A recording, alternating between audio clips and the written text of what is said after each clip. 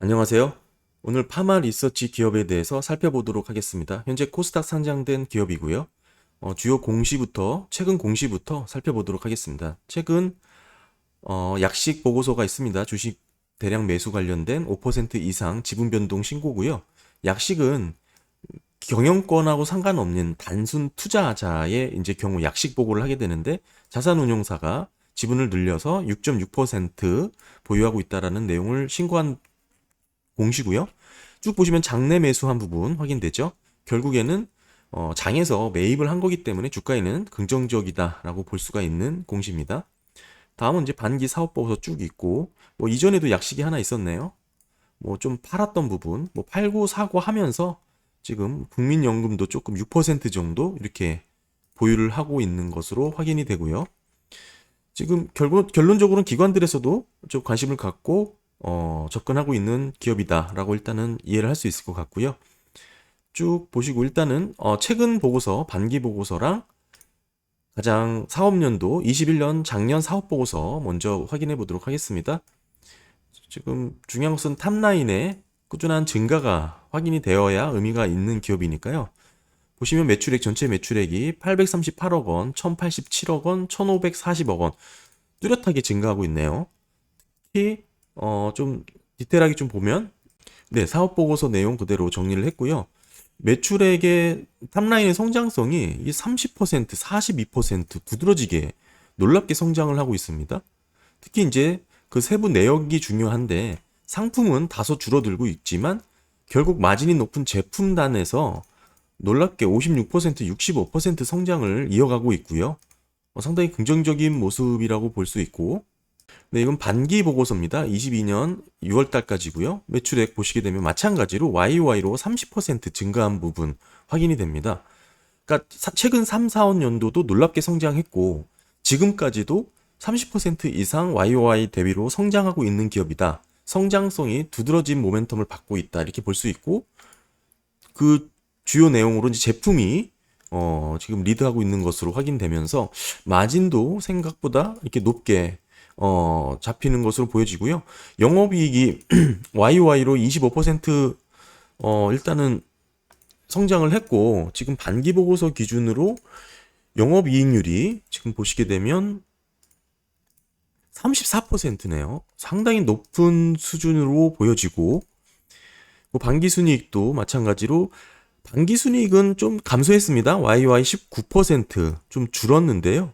보시게 되면 금융원가가 지난 사업 반기 대비 74억 수준으로 좀 늘었죠. 아마 달러 관련된 부분일 것 같은데, 네, 잠시만. 네, 보시면 마찬가지로, 달러 외화 환산 뭐 관련보다는 금융자산 평가 손실이 많았네요. 52억 원 수준의 금융자산 평가 손실이 있었고, 이 부분은 제가 뒤에서 조금 이따 자세히 좀 보겠습니다. 일단은 외환차손 외환환산 손실이 그렇게 크지 않다라는 것은 기업의 이제 수출 비중이 그렇게 높지 않다라는 뜻인데 제품 내역 가서 한번 살펴보겠습니다. 매출 현황 보시면 수출이 그러네요. 수출이 뭐 전체 매출에서 30% 수준이니까 그렇게 달러 외환 관련된 리스크는 많이 보이진 않고 매출 비중 보시게 되면 그래도 조금씩 수출 비중이 늘어나고 있네요. 글로벌에서도 확장세를 기대할 수 있는 모멘텀은 확인이 되고요. 다시 돌아와서 아까 금융자산 평가 손실이 왜 51억 원 잡혔는지 먼저 한번 살펴보겠습니다. 네, 일단은 기업의 자산 현황을 정리를 했고요. 보시는 것처럼 기업의 자산은 두드러지게 들어온 두 가지가 있죠. 유동성 금융자산과 유형자산. 유형자산이야 뭐 공장과 관련된 영업자산이니까 뭐 그렇게 치부하더라도 기업은 전체적으로 금융자산 비중이 상당히 높은 기업입니다. 기업은 이제 특성을 이해할 때 절반은 금융자산으로 구성되어 있다. 이렇게 볼 수가 있고 현금성 자산, 금융자산, 뭐 유동이고 그건 비유동이겠죠. 뭐 투자부동산, 관계기업 투자자산 뭐 이렇게까지 다 합치면 네, 이렇게 다 합치면 전체 약 49%의 비영업 자산을 갖고 있습니다. 전체 자산에 지금 전체 자산이 4,391억 원이잖아요. 전체 자산의 절반은 그냥 현금성 자산이라고 보시면 되는 거예요. 영업과 관련 없는 비영업 자산을 갖고 있다. 그런데 아까 손실 부분에서 금융자산 평가 손실이 났던 부분은 요 금융자산의 내역을 이제 좀 살펴보면 될 것 같고요. 일단 높은 비중을 차지했기 때문에 금융자산 어떻게 구성이 됐는지 좀 살펴보겠습니다. 네, 보시면 일단 당기손익 공정가치 금융자산이 1216억 원 이렇게 구성이 됐고요. 전체 금융자산의 대부분을 차지하고 있죠. 보시는 것처럼 당기손익 금융자산, 공정가치 금융자산의 세부 내역입니다. 뭐 수익증권이라는 건 주식이겠죠. 781억 원 투자를 했고, 그다음에 뭐 특정 금전 신탁, 뭐 MMT라고 볼 수가 있고요. 그냥 예금성 성격이라고 보시면 됩니다. 단기 자금을 맡겼다. 232억 원. 현금을 들고 있다 보시면 될 것 같고, 사모 투자 신탁도 192억 원, 뭐 유동은 뭐 18억 원, 211억 원 정도, 마찬가지로 신탁 자금 뭐 운영을 맡겼다. 뭐 이렇게 보실 수 있을 것 같고, 일단 돈이 많아서 투자를 뭐 좀 하고 있다라고 보실 수가 있는데, 이 뭐 수익주권이든지 보통주 투자 관련해서 평가 손실이, 그러니까 주가가 좀 떨어져서 평가 손실이 발생한 것 같고, 실제 현금이 지출된 건 아니었고요. 마찬가지로 마이너스 계좌로만 찍힌 겁니다. 아직 처분을 하지 않았기 때문에 아까 그 수익 손익계산서에서 확인됐던 그 부분은 요거 좀 더 디테일하게 보시면, 그 공정가치 단기손익 공정가치 금융자산을 보실 때는 이 몇 단계인지를 좀 확인하시면 좋습니다. 기본적으로 기업의 공정가치 단기손익 공정가치 금융자산이 1248억 원이었거든요. 이 중에 약 9억 원만, 뭐 약 10억 원 정도가 되겠죠. 이 정도만 수준 1단계입니다. 수준 1단계라는 것은 사실 시장에서 공정하게 거래가 되는 가격입니다. 그러니까 상장된 주식이라고 보시면 이해를 하시면 가장 쉽고요. 이제 그러다 보니까 예를 들어서 정보 이용자가, 우리 같은 투자자들이 가장 신뢰할 수 있는 수준이라고 보실 수가 있죠. 위로 올라갈수록 그 신뢰도가 조금 낮아진다고 보시면 되고, 지금 수준 2단계가 대부분이라는 것입니다. 당기손익 공정가치의 수준 2단계가 지금 1238억 원으로 대부분을 차지하고 있다는 것은, 일단은 이 자산 자체, 금융자산 자체가 공정하다기보다는 투명하게 거래되는, 공개된 시장에서 거래되는 자산은 아니지만, 그거와 유사하게 유추해서 가격을 평가할 수 있다 정도로 이해하시면 돼요. 이거는 이마저도 안 돼서 그냥 자체적으로 그냥 평가한 금액이다라고 보시니까, 뭐라 그럴까, 신뢰도의 난이도가 조금 많이 떨어진다고 보셔야 되는 거고, 이거는 수준 3단계는 아니지만 그럼에도 공개된 시장에서 투명하게 거래로 확립된 가격은 아니다. 뭐 유사하게 뭐 이렇게 유추된 가격으로 평가를 받은 부분이다라고 생각하시면 되는데, 뭐라 그럴까요? 뭐 비상장 정도로 이해하면 될까요? 뭐 이렇게 크게 뭐 우려할 수준은 아니지만 어찌됐든 이런 분야에 좀 투자를 많이 하고 있다라고 보시면 될 것 같고, 그래서 아까 그 금융 원가 부분이 늘어났던 부분은 금융자산 평가 손실이 51억 원 발생한 건 당기손익 공정가치 금융자산에서의 지금 평가 손실이 발생했다. 뭐 그렇게 좀 보시면 될 것 같습니다.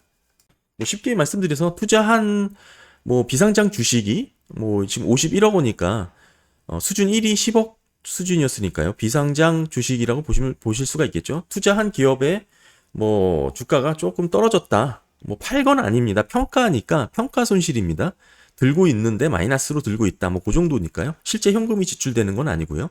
그리고 최근 반기 보고서에 금융 원가가 늘어난 부분은 그렇게 좀 이해를 하시면 될 것 같고, 그래서 뭐 지금 매출익도 늘고 영업이익도 많이 늘었는데 반기 순이익은 이 YOY 대비로 감소한 부분인 원인은 아까 그 제가 말씀드린 당기손익 금융자산 평가 손실이 잡혀서 그렇다. 이렇게 이해하시면 될 것 같습니다.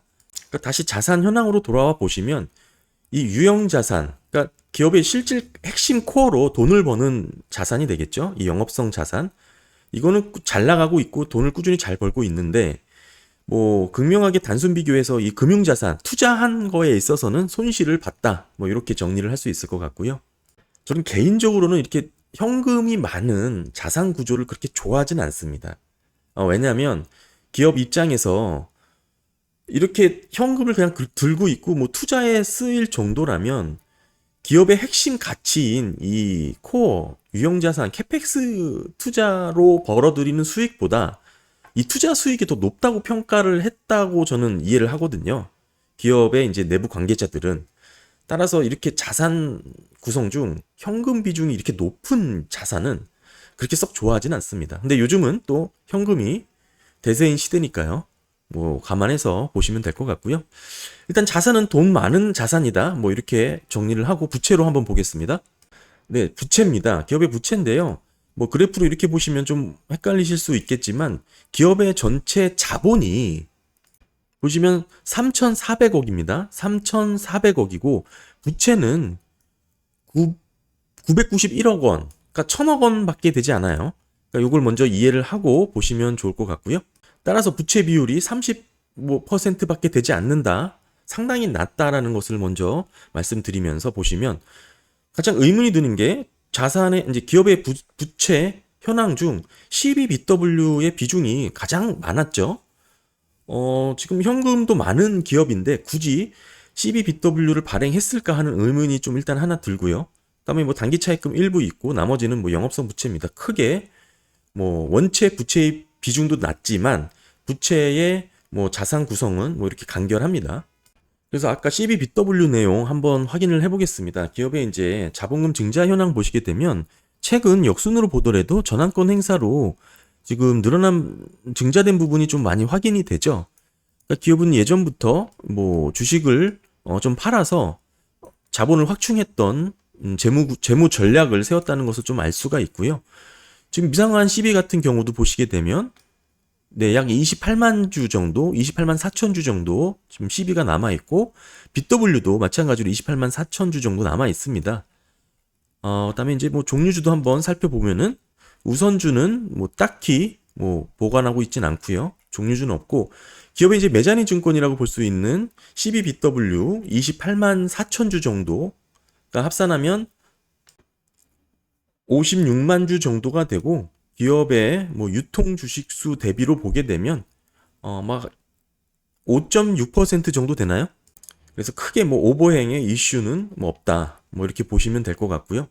뭐 다시 공시로 좀 돌아와서 CBBW 발행을 왜 했을지 좀 쭉 살펴보겠습니다. 쭉 살펴보면 뭐 일단 2회차 CB죠.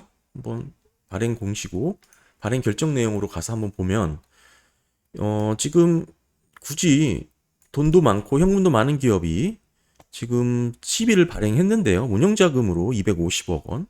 글쎄요. 왜 발행을 했는지 모르겠지만 이자율은 빵빵이죠. 역시 사실 뭐 돈이 필요해서 한 것 같지는 않고요. 그렇게 급하게 그러니까 즉 파마 리서치가 뭐 돈이 필요해서 빌렸다기보다는 뭐 다른 다양한 전략적인 부분을 고려했을 것이라고 보여지고 지금 250억 원 빌리면서 빵빵으로 빌렸고 또 하나 이제 확인해야 될 건 누가 돈을 투자했냐를 봐야죠.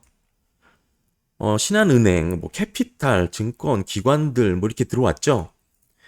이 기업들이 파마 리서치에 대해서 CB를 투자를 할 때 상당히 긍정적으로 본 부분이 있습니다. 보통 CB 투자는 조합이라든지 뭐 투자 기관들, 일반적인 투자 기관들 이런 대형 기관들이 아니고요.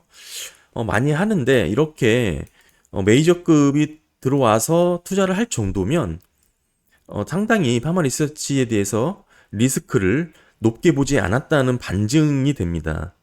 이자율을 빵빵으로 해가면서까지 이렇게 했고요. 전환 내역을 한번 살펴보면 리피싱 조항도 들여다보면 좋은데 시가하락했다는 리피싱 조항은 설정하지도 않았어요. 이 얘기는 뭐냐면 주가가 떨어지면 보통은 주가가 떨어진 만큼 전환가액을 다시 조정을 해서 지금 보시면 전환가액이 여기 나오거든요. 전환가액을 좀 확인을 해보면 예, 88,000원. 전환가액이 시가가 떨어지면 이 시가만큼 다시 조정을 해서 전환가액을 환산하고 전환 가능한 주식수가 늘어나는 이런 리피싱 조항을 설정을 하는데 이 또한 하지 않았습니다. 그러니까 아까 말씀드린 그 기관 투자자들은 이 파마 리서치에 CB를 투자할 때 88,000원 이상이 될 거라고 분석을 한 것이에요. 88,000원 이상. 지금 이자율도 따로 받고 있지 않기 때문에 88,000원 이상은 충분히 올라간다라고 평가를 해가지고 이렇게 12를 투자한 거고, 물론 전환가액이 조정될 수 있는 조항이 있긴 한데 이는 시가를 하회하는 유중, 무중 뭐 이런 거에 한해서만 전환이 된다고 설정을 해놨습니다. 그러니까 시가 하락했다는 리피싱 조항은 따로 없고요. 상당히 파마리서치에 유리한 조건으로 시비를 발행한 거고, 뭐 이런 경우가 좀 이런 옵션 사항을 좀 보셔야 됩니다. 그러니까 즉 지금 빵빵이고 현재 파마리서치가 뭐 매크로 영향으로 주가가 많이 떨어졌죠. 기관 투자자들은 이제 주식으로 전환할 수가 없기 때문에 이제 원금 상환을 요청을 할 겁니다. 그렇게 되면 조기 상환이 언제부터 가능한지를 체크하면 좋습니다. 2024년 8월부터 이제 뭐 가능하다니까요. 이제 아직은 1년, 2년 정도 남은 시간이 있기 때문에 뭐 그렇게 추가적인 자금 조달의 계획은 파마리서치가 당분간은 뭐 이렇게 계획하고 있지 않을 수 있다. 뭐 이렇게 추정할 수 있는 부분이죠. 2024년부터 주기상환 청구를 1차를 할 수 있으니까 이 안에는 주가가 88,000원 이상이 올라가지 않을까 그렇게 보고 있는 거고요. 또 하나는 이제 또 그 콜옵션이 있습니다. 이제 지금 보시게 되면 네, 여기에 보시면 일단 콜옵션 부분에서 몇 퍼센트가 있는지를 확인을 하는 게 좋은데요. 네, 30%죠. 그러니까 75억 원까지. 이 얘기는 지금 파마리서치가 돈이 부족해서 시비를 발행한 게 아니기 때문에 제 개인적인 뇌피셜로 본다면 이 콜옵션 지분, 이 75억 원 정도의 이 30%의 이 물량을 결국에 이제 최대 주주가 취득을 하거나 또는 제3자에게 넘겨줄 수가 있어요. 그러니까 우회 지분이 될 수 있는 거죠. 뭐 그런 식으로 좀 활용이 할 수 있는 부분도 있을 거라고 보여지고요. 뭐 어찌됐든 뭐 개인적인 추정인 것 뿐이니까요. 왜냐면 뭐 이런 식으로 12의 이제 콜옵션을 최대 주주나 뭐 이런 분들이 많이 이용을 했기 때문에 이렇게 말씀을 드리는 거고, 뭐 지금 12는 사실 기업 입장에서도 왜 발행했는지 딱히 뭐 확인이 안 되고요. 또 하나는 굳이 추적을 해보자면 낮은 이자율로 자금을 빌려서, 뭐 사실 낮은 이자율은 아니죠. 0%니까 이자율 없이 빌려서 이런 유동성 금융 자산에 투자를 해서 뭐 어디에 투자한지는 모르겠지만 어디든 투자를 해서 투자 이익을 올리는 뭐 이런 재무 레버리지 효과를 기대했을 거라고 이제 뭐 추정을 해볼 수는 있겠죠. 합리적으로. 이제 그 투자 성과가 아까 말씀드렸다시피 뭐 그렇게 지금은 주가가 많이 하락하면서 그렇게 많이 좋은 모습은 아니다. 뭐 이렇게 말씀드릴 수 있을 것 같고. 근데 또 하나 말씀드릴 수 있는 거는 뭐 CB도 이건 CB였죠. 아니야. BW도 마찬가지 대부분 조건이 다 똑같을 거예요. 유사할 겁니다. 뭐 특별히 찾아보지 않아도 똑같은 조건으로 대부분 그렇게 투자를 하니까 뭐 그렇게 좀 보시면 될 것 같고, 일단 자본 현황까지만 보겠습니다. 시간이 너무 또 많이 지체돼서 사실 이게 종속기업까지 함께 들여다보면서 따져보면 재밌는 부분이 좀 많을 기업이긴 한데 너무 길어져서요. 일단은 자본까지만 하고 좀 끊겠습니다. 일단 보시면 자본잉여금이 이렇게 일단은 비중이 많죠. 기업이 꾸준히 돈을 벌었음에도 자본잉여금이 꾸준히 축적된 건 아까 말씀드린 증자를 통해서 자금을 조달했기 때문에 그렇고, 두드러진 건 자본금의 비중이 상당히 낮아요. 전체 자본 대비도 그렇고 자본잉여금 대비도 그렇습니다. 자본잉여금의 세부 내용만 잠깐 보면, 네, 자본잉여금의 구성 내역이죠. 주식 발행 초과금이 대부분입니다. 1,435억 원입니다. 이런 구성이면 충분히 무상증자에 대한 검토도 할 수 있다고 보고 있습니다. 저는 개인적으로. 그래서 유통 주식 수도 약 지금 990만 주, 그렇게 많은 물량이 아니거든요.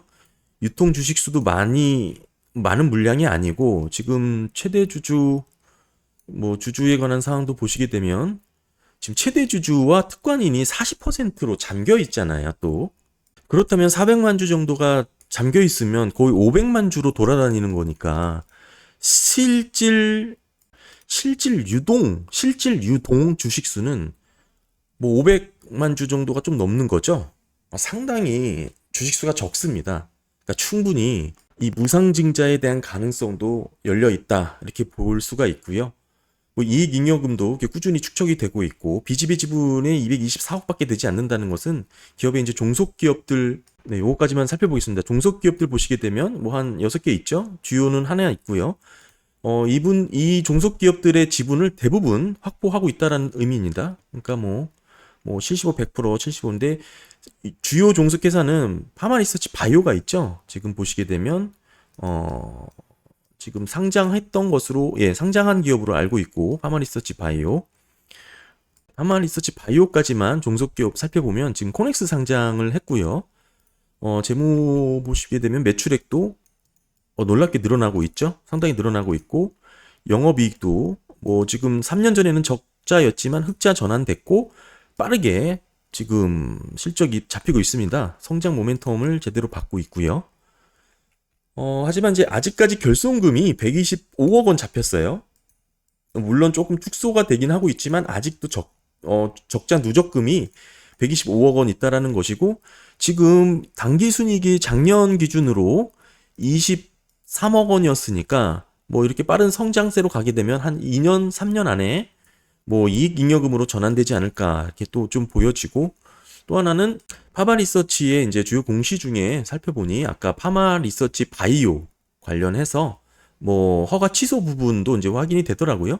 근데 이제 크게 문제가 되지 않았던 것은 지배 연결 매출액 대비 5.8% 비율이기 때문에 뭐 그렇게 큰 영향력은 없이 지금 이게 21년 12월에 나왔던 공시니까요.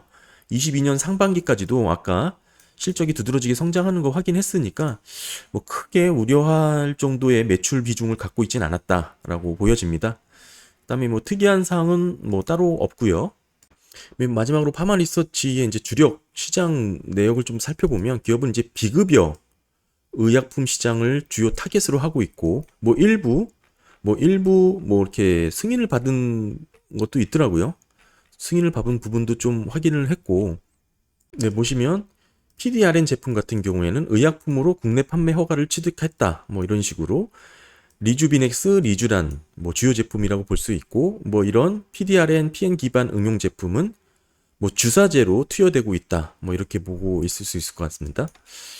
뭐 스테로이드 대비 재생 효과가 뛰어나다고 이렇게 체크가 돼 있으니 이런 식의 뭐 재생 효과라든지 뭐 이런 효과 발현이 나타난다면 경쟁력이 있을 수밖에 없겠죠. 그러니까 지속적으로 이렇게 매출액이 잡히는 이유가 제품의 경쟁력에 있고 지금 현재 돈을 잘 벌어서 현금이 많이 쌓이고 있는 자산 구조라면 상당히 긍정적이지 않을까 이렇게 보여지는데요.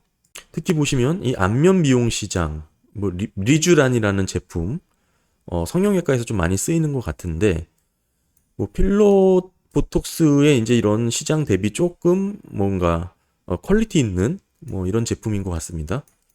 아무래도 조금 성형 관련돼서는 기대가 되죠. 연평균 10% 이상 빠르게 늘어나고 있다라는 시장 규모도 확인할 수 있고요. 사실 이런 게 이제 돈이 되죠. 안면 미용 시장, 주름 개선, 피부 탄력 개선, 보톡스, 필러, 미주란의 대표적 효능. 이런 부분 상당히 높은 연평균 성장률이 11%. 상당히 긍정적인 부분이죠. 뭐 배당도 뭐 좀 그래도 어느 정도 뭐 이렇게 수익률이 높진 않지만 배당도 좀 하고 있고요. 뭐 5년간 0.8% 배당 수익률을 기록하고 있습니다. 전반적으로 기업이 긍정적이고 무엇보다 이제 탑라인의 성장성이 뛰어나기 때문에 관심을 갖고 계속 팔로우하면서 지켜보면 좋은 기업이라고 생각을 합니다. 그리고 좀 더 살펴보고 싶은 부분이 좀 많이 있는데 지금 시간이 너무 많이 가서 좀 정리를 해야 될 것 같고 전반적으로는 한 3분기 보고서가 나오든지 뭐 연말에 사업 보고서 나오면 다시 한번 팔로우하면서 지켜보면 좋을 것 같고요. 제가 바이오 관련해서는 뭐 잘 모르는 분야긴 하지만 숫자로 잡히고 있는 부분이 있기 때문에 뭐 상당히 시장에서의 반응도 기대가 될 거고 또한 이 제품의 구성이라든지 매출의 성향 자체가 특히 이제 수출의 비중이 조금씩 높아지고 있다라는 거 상당히 긍정적인 포인트가 되지 않을까 보여집니다. 이것으로 파마 리서치 기업 살펴보도록 마치도록 하겠습니다. 감사합니다.